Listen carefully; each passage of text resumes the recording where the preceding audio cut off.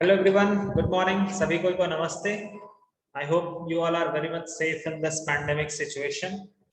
सो पिछले लेक्चर्स में हम लोगों ने मैट्राइसेस को फिनिश कर लिया था और मैंने तुम्हें असाइनमेंट्स दिया था मैट्राइसेस का। वो कंप्लीट कर रहे हो? इस एक वीक में क्या करा तुम लोगों ने? कंप्लीट किया उसको थोड़ा थोड़ा? हाँ सर। सिर्फ एक ही दो बच्चे करते हैं यार, ऐसे नहीं हो पाएगा ना यार। ऐसे जो मैंने सोच रखा वो कहाँ से हो पाएगा? सब लोगों को करना पड़ेगा ना सॉल्व, सब लोगों को करना पड़ेगा, तभी तो हो पाएगा ना। Okay, we are proceeding with the next chapter. एकदम सिमिलर है इसी चीज का, that is determinants.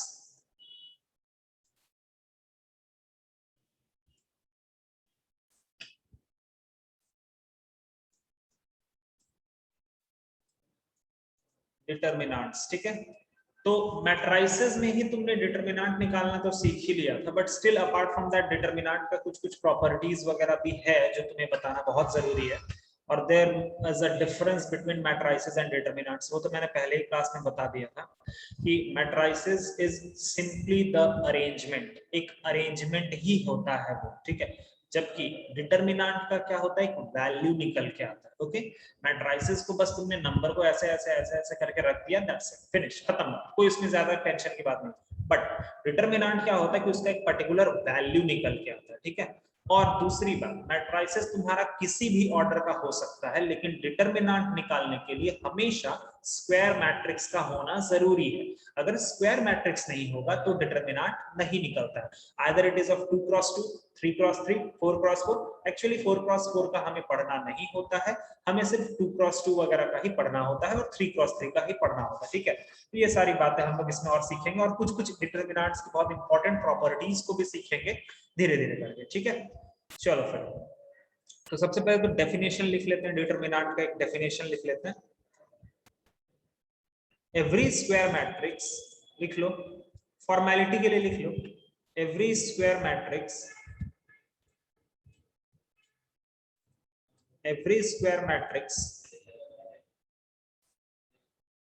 can be associated to an expression or a number which is known as determinant, which is known as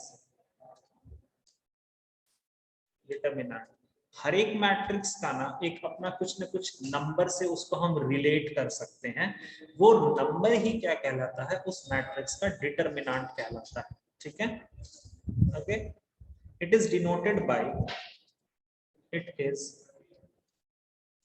denoted by ऐसे करके, मतलब mod of ए बोल सकते, बट मॉड ऑफ ए तो बोलना नहीं चाहिए, वो तो कोई और ही मतलब निकल आता ना, बट ठीक है, इस तरह से समझ लो कि उसको या तो फिर ऐसे करके,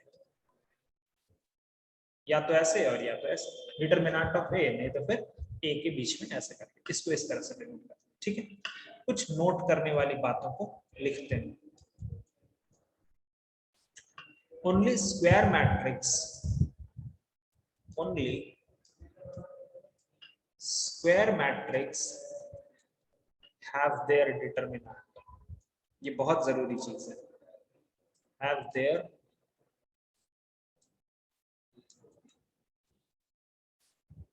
determinants।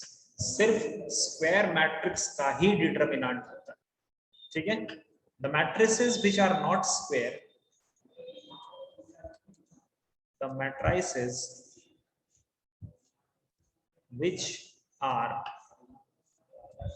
not square do not have determinant, do not have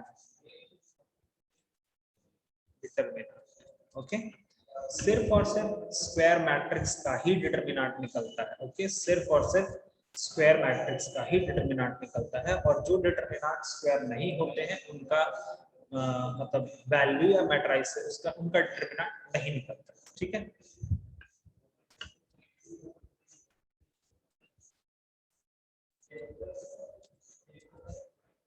note, the determinant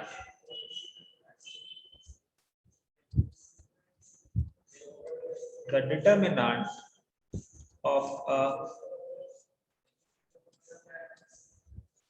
square matrix, थोड़ा अभी इसमें थ्योरी है वो लिख लो पहले, एक अच्छा सा नोट्स बन जाएगा तो फिर टेंशन नहीं होता, प्रॉपर्टीज है ना यार इसीलिए।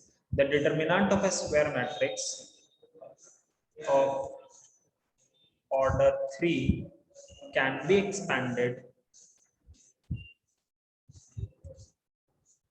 be expanded along any row और कॉलम। ये तो तुम्हें ऑलरेडी पता है कि कोई भी अगर डिटरमिनेंट होता है तो तुम उसको किसी भी रो या किसी भी कॉलम के अबाउट ओपन कर सकते हो। कोई भी डिटरमिनेंट अगर होता है तो you can easily open that determinant in any rows और एनी कॉलम। चाहे पहला रो में खोल दो कोई फर्क नहीं पड़ता, लास्ट वाले रो में खोल दो कोई फर्क नहीं पड़ता, बीच वाले कॉलम से खोल दो कोई फर्क नहीं पड़ता। बस the thing that matter is उनके साथ जो प्लस माइनस प्लस का जो सिंबल आता है वही चीज मैटर करता है। वो तो मैंने तुम्हें लगाना सिखा भी दिया, ठीक है। Note 3,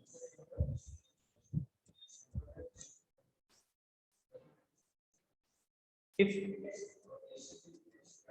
a row or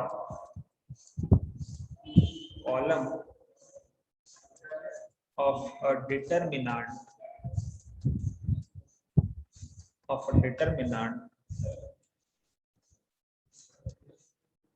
consists of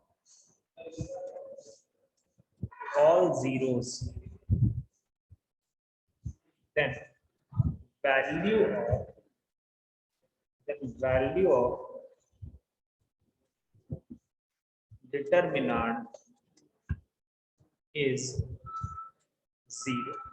अगर किसी भी डिटरमिनेंट में कोई भी रो या कोई भी कॉलम में सभी एलिमेंट्स अगर 0 हो जाएंगे, कोई भी रो में 0 0 0 या कोई भी कॉलम में 0 0 0, तो वो पूरा का पूरा डिटरमिनेंट 0 के बराबर हो जाता है। ये आगे प्रॉपर्टी में भी है, वहां पर मैं बताऊंगा, ठीक है। सभी को यहाँ तक 3 बातें समझ में आ गई क्या? डिटरमिनेंट बेसिकली होता क्या है? सिर्फ एक वैल्यू होता है जो कि हमेशा एक स्क्वायर मैट्रिक्स का निकलता है। किसी भी रो या किसी भी कॉलम के अबाउट हम खोल सकते हैं, और अगर किसी रो या किसी कॉलम में संपूर्ण 0 है मतलब वो डिटरमिनेंट की वैल्यू 0 होगी। सभी को समझ में आ गया यहाँ तक? हाँ सर। ठीक है। एक वर्ड तुमको मैंने पहले भी पढ़ा दिया है, दैट इज सिंगुलर मैट्रिक्स।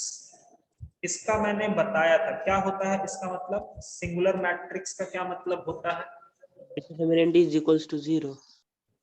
हाँ, सिंगुलर मैट्रिक्स का मतलब होता है कि if A is a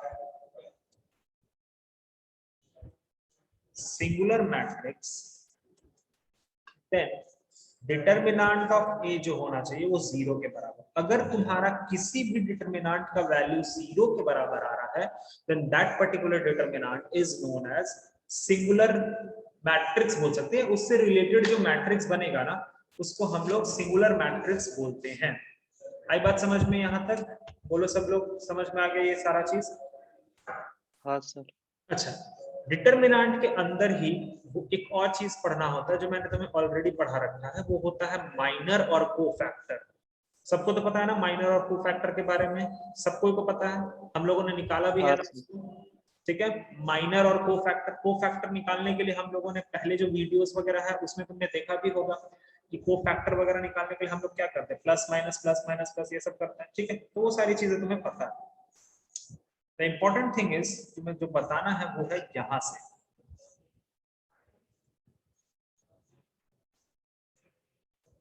properties of determinant. Properties of determinant यहां से थोड़ा अच्छे से समझना, क्योंकि प्रॉपर्टीज अगर तुम समझ गए तो फिर टेंशन नहीं होता। ओके, प्रॉपर्टी 1 थोड़ा सा लिखते हैं। The sum of the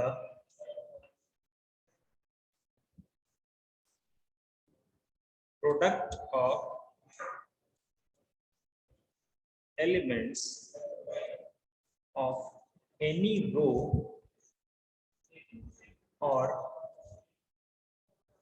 column with their cofactors is always equal to determinant of A। देखो इसका मतलब मैं समझा देता हूँ, ये तो तुम समझ भी पा रहे होगे खुद से भी। देखो बट इधर देखो, जैसे मान लो मेरे सामने एक डिटरमिनेंट लिखा हुआ है A B C D E F G H I, ये डिटरमिनेंट है। अगर तुम्हें इसका वैल्यू पता करना होता है तो तुम लोग बेसिकली क्या मैंने तुम्हें सिखाया था, तुम लोग ऐसे करते हो ना, एक मिनट सेलेक्ट, हाँ यहाँ पे प्लस डालोगे, माइनस डालोगे, प्लस डालोगे। अब यहाँ पे प्लस ए रखते हो और फिर ये करते हो ना जी, देखो तो ऐसे करते हो ना। हाँ sir.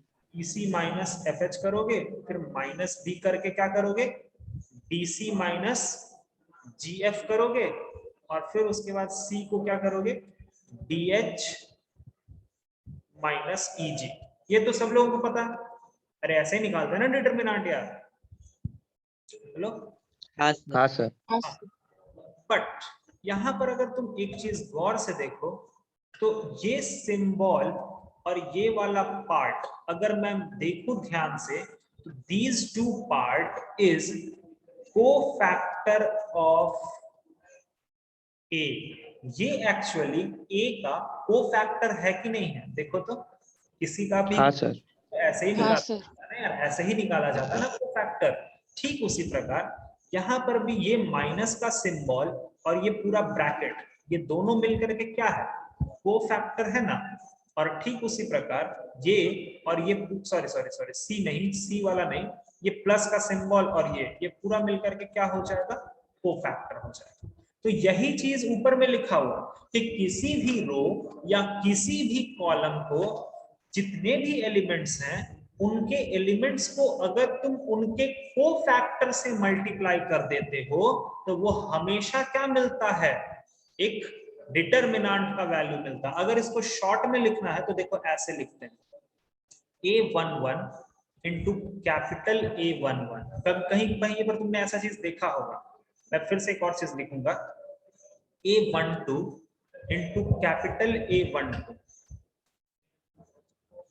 A13 into capital A13। ये बेसिकली क्या होता है, डिटरमिनेंट का। जहां पर ये जो कैपिटल A ये सब है ना, इसको बोलते हैं कोफैक्टर, इसको बोल देते हैं कोफैक्टर। या तो ऐसा देखोगे या तो ऐसा देखोगे, A11 C11 या फिर A12 C12 plus A13 C13। ये बेसिकली किसके बराबर है, डिटरमिनेंट ऑफ A के बराबर। समझ में आया पहला प्रॉपर्टी। किसी भी रो का या किसी भी कॉलम के सारे एलिमेंट्स को अगर तुमने उन एलिमेंट्स के कोफैक्टर से मल्टीप्लाई कर दिया तो वो क्या देता है, डिटरमिनेंट का वैल्यू देता है। गॉट इट, समझ में आ गया, बोलो। हाँ सर। हाँ सर। उसके बाद है property 2। For any square matrix, for any square matrix, determinant of A जो होगा वही तुम्हारा A ट्रांसपोज का भी डिटरमिनेंट होगा। कोई इसमें टेंशन लेने जैसी बात नहीं। Determinant is simply a value, वो कोई मैट्रिक्स नहीं है, ठीक है। तो इसीलिए तुम्हें परेशान होने की बात नहीं। तुम चाहे ए, देखो एक चीज मैं दिखाता हूँ, मान लो तुम्हारा एक मैट्रिक्स मान लो ए है जो कि है तुम्हारा ABC DEF GHI। अभी फिलहाल इस मैट्रिक्स को तुमने फर्स्ट रो के अबाउट खोल दिया और आंसर लिख दिया, लेकिन अगर तुम इसका ट्रांसपोज लोगे तो वो क्या बनेगा यार, ऐसा ABC DEF और GHI। तो सर बोलोगे सर अगर हम इसमें फर्स्ट रो के अबाउट खोलते तब तो गड़बड़ हो जाएगा। कुछ गड़बड़ नहीं होगा। तुमको कौन बोल रहा है फर्स्ट रो के अबाउट खोलने, अगर तुम खोलोगे भी ना तो भी सेम आएगा। बट तुम यार ये क्यों नहीं देख रहे, तुम इधर से खोल दो ना, अगर तुम इधर से खोलते हो तो बात तो वही हो जाएगा भाई, चाहे तुम कान ऐसे पकड़ो चाहे ऐसे पकड़ो, बात तो वही है ना, ठीक है।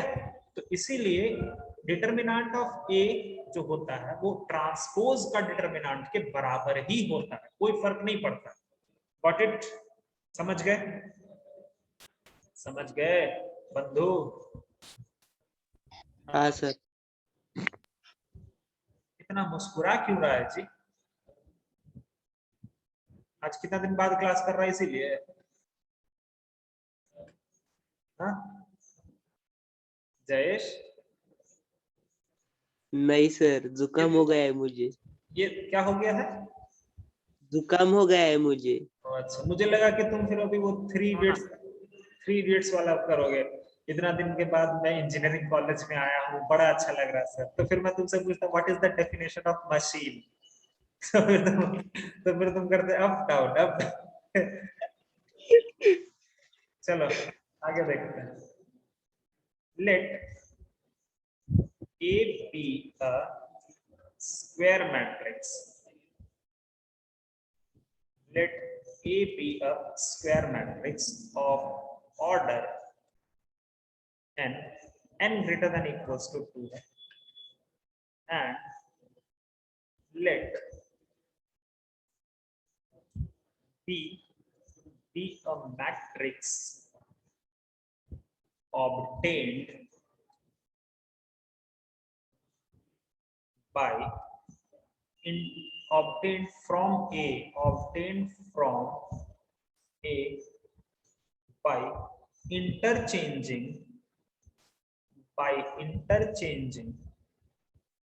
any two rows or columns of A, then determinant of B जो होगा, डिटरमिनेंट ऑफ बी वो होगा माइनस टाइम्स ऑफ डिटरमिनेंट। बस लिख के रख लो, मैं इसको आसान भाषा में समझा देता हूँ, बस तुम लिख के रख लो, टेंशन ना लो। मैं बोल रहा हूँ ना, कुछ फॉर्मेलिटीज होती है वो पूरा करना ही पड़ता है, तो बस तुम उसको लिख के रख लो, सारी प्रॉपर्टीज में तुम्हारे दिमाग के अंदर डाल दो। लिख लिया सबने? अब बात करें, कुछ बात करें क्या? हाँ सर। हाँ सर। मान लो मैंने एक ए डिटरमिनेंट ले रखा है, A1 B1 C1, A2 B2 C2, A3 B3 C3, ठीक है। मान लेते हैं कि इस डिटरमिनेंट का वैल्यू है, मान लिया जाए 30 है, मान लो इस डिटरमिनेंट का वैल्यू 30 है। अब मैंने एक और डिटरमिनेंट बनाया जिसमें मैंने पहला और दूसरा रो को इंटरचेंज कर दिया एक बार। तो जब मैंने इन दोनों को इंटरचेंज किया तो A2 B2 C2, A1 B1 C1 और A3 B3 C3, तो इसकी वैल्यू क्या होगी? जब तुम एक बार इंटरचेंज करते हो ना तो माइनस साइन आ जाता है, तो ओरिजिनल डिटरमिनेंट से -30 हो जाएगा। समझ में आया? समझ में आया? बोलो। हाँ सर। ठीक। अब एक और चीज, इसी से मैं एक और डिटरमिनेंट बना रहा हूं जहां पर मैंने इसको और इसको इंटरचेंज किया, मतलब सेकंड और थर्ड रो को अब मैं इंटरचेंज कर रहा हूं। तो यहां पर क्या बन जाएगा? यहां पर तुम्हारा बन जाएगा A2 B2 C2, A3 B3 C3 और A1 B1 और C1। अब यहां पर एक बार इंटरचेंज हुआ है। अच्छा, ये डिटरमिनेंट बना किससे है? -30 वाले से। तो -30 में एक बार इंटरचेंज करेंगे तो ये फिर से एक माइनस लगा देगा, जिसके कारण -30 क्या हो जाएगा? +30 हो जाएगा। समझ में आया क्या? बोलो। हाँ सर। बाकी लोग बोलते हाँ नहीं सर। हो यार, ऐसे नहीं होता, बोला करो। हाँ सर। ठीक है, ये तो मैंने कॉलम का तुम्हें बता दिया। अब मैं तुमसे कुछ एक चीज जानूंगा, अभी रुक जाओ। मैंने तुम्हें रोज का इंटरचेंज बता दिया, ठीक है। अब जैसे तुम्हें मैं एक चीज पूछता हूं, मान लो मेरे पास एक डिटरमिनेंट है A B C D E F और G H I, और मैंने तुम्हें एक डिटरमिनेंट यहीं से बनाया। अच्छा, इसका वैल्यू मान लो, इसका वैल्यू है 5, मान लेते हैं इस डिटरमिनेंट का वैल्यू 5। मैं एक डिटरमिनेंट बना रहा हूँ बी, जो मैं लिख रहा हूँ BEHCFI और ADG, इसका वैल्यू कितना होगा? अब डायरेक्ट कैसे पता? -5। नहीं नहीं नहीं, तुम शायद ध्यान नहीं दे रहे हो। देखो एक चीज मैं बताता हूँ, इसका वैल्यू होगा 5। एक बार चेंज नहीं किए हैं आकाश, ये तुम्हें लग रहा होगा कि एक ही बार मैंने इंटरचेंज करा, नहीं, एक्चुअली में इसके अंदर ऑटोमेटिकली 2 बार इंटरचेंज हो चुका है। तो सर ऐसे अगर एग्जाम में आता है तो कैसे पता चलेगा? वहां तो टाइम वेस्ट हो जाएगा ना, तो वैसा नहीं होता। देखो एक चीज मैं बताता हूँ, अगर तुम्हारा कोई भी डिटरमिनेंट में कॉलम इंटरचेंज हो रहा है तो तुम देख सकते हो कि जो भी कॉलम का ओरिजिनल पोजीशन था, उस ओरिजिनल पोजीशन को कॉलम ने पूरा का पूरा छोड़ दिया। मतलब देखो मैं ये कहना चाह रहा हूं, यहां पर ये वाला फर्स्ट पोजीशन है, अभी फिलहाल ये कहां है? थर्ड पोजीशन, थर्ड कॉलम में। ये वाला मेरा सेकंड में था, ये कहां है? फर्स्ट वाले में। और ये वाला मेरा थर्ड में था, ये कहां है? सेकंड। तो बेसिकली मेरा ये तुम्हें समझाने का मतलब है कि जब कभी भी सारे रोज या सारा कॉलम अपना ओरिजिनल पोजीशन को छोड़ देता है, तब तुम्हारा जो डिटरमिनेंट बनता है ना, उसमें कोई परिवर्तन नहीं आता, वो वैसे का वैसा ही रहता है। अब इसका अगर तुम डिटेल जानना चाहोगे तो फिर तुमको अब बीच में एक इंटरमीडिएट प्रोसेस होता है कि यहां से पहले यहां आएंगे, फिर यहां से यहां जाएंगे, तो वो ऑटोमेटिकली 2 बार माइनस आता है। ठीक है, समझ में आया? तो जब कभी भी कोई भी डिटरमिनेंट अपना, कोई भी रोज या कोई भी कॉलम अपना ओरिजिनल पोजीशन को छोड़ देगा, ओरिजिनल पोजीशन, तो वो क्या हो जाएगा? सेम डिटरमिनेंट हो जाएगा। समझ में आया क्या सबको? समझ में आया? बोलो। हाँ सर। हाँ सर। हाँ सर। हाँ सर। ओरिजिनल पोजीशन को अगर छोड़ देगा तब। अब कभी कभी तुम्हें खुद से भी बनाना पड़ता है, जैसे देखो मैं एक तुम्हें क्वेश्चन देता हूँ, अपने मन से ही कुछ दे देता हूँ। मान लो मैंने तुम्हें दे दिया 3, 2, 1, -5, 6 और 7, 1, 0 और 1। इस डिटरमिनेंट का वैल्यू है, लेट सपोज करो -7। ठीक है, मान लेते हैं। फाइंड वैल्यू ऑफ, रुको थोड़ा, अब मुझे थोड़ा लिखने दो।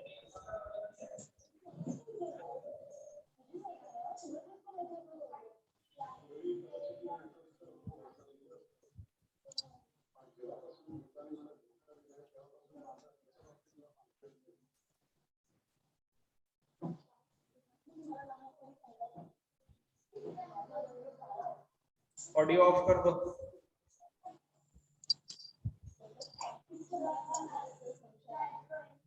थर्टी सिक्स आएगा सर, 36। अबे वो ऑलरेडी मैंने लिख दिया, मैंने, अरे ठीक है, मैंने कैलकुलेट नहीं किया था मेरे भाई, मैंने अपने मन से कुछ भी लिख दिया, क्या दिक्कत है? कितना आ रहा? चलो बताओ कितना आ रहा? 36। हाँ ठीक है। अरे वो मैंने अपने मन से कुछ भी क्वेश्चन लिख दिया था यार, एग्जैक्टली थोड़ी ना, मैंने थोड़ी ना कैलकुलेट करा था उसको, वो तो बस ऐसे तुम्हें प्रॉपर्टी समझाने के लिए मैं बोल रहा हूँ ना। ऑडियो ऑफ करो।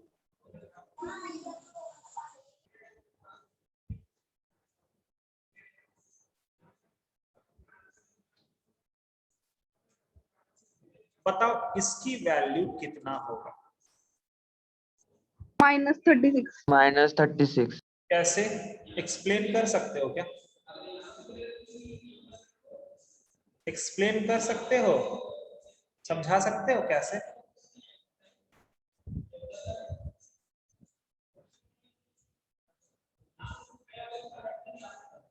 बताओ अभिजीत, कैसे? एक्सप्लेन तो करो यार, यहाँ पर कॉलम थोड़ी ना इंटरचेंज कर रहा है। पहले ट्रांसपोज लिया और फिर चेंज बस किया। बस बस बस बस बस, सही सही। हाँ देखो, पहले मैंने क्या किया, पहले मैंने ट्रांसपोज लिया, तो जब मैंने ट्रांसपोज लिया तो ये हो गया 3 2 और 1 -5 6 और 7 1 0 और 1। तो ट्रांसपोज का वैल्यू और ओरिजिनल डिटरमिनेंट का वैल्यू वो तो सेम ही रहता है, उसमें तो कोई फर्क पड़ता ही नहीं है, तो ये भी 36 हो गया। और फिर मैंने यहां से क्या किया, इंटरचेंज किया। तुम देख सकते हो, तुम डायरेक्टली बता दोगे, तुम उतना इंटरचेंज नहीं भी करोगे ना तो भी तुमको दिख जाएगा कि इस पोजीशन से यहां जाने में एक ऐसा कॉलम है जो कि एकदम अपने ओरिजिनल पोजीशन पर ही है।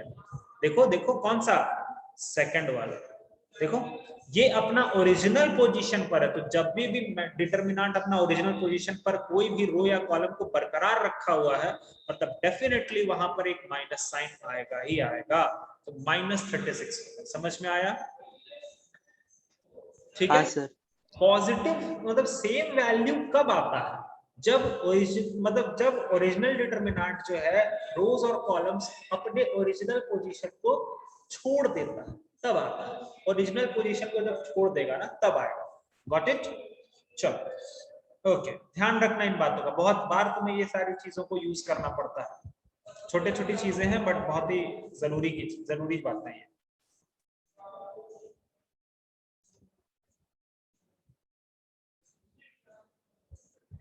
Okay.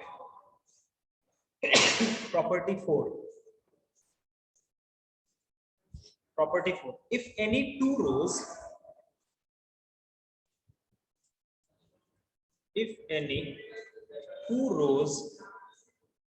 or column of a square matrix are identical. If any two rows or column of a square matrix are identical, then its determinant is 0. अगर कभी भी किसी भी डिटरमिनेंट में कोई दो रोज या कोई दो कॉलम सेम हो गए तो उस पूरे डिटरमिनेंट का वैल्यू 0 हो जाता है।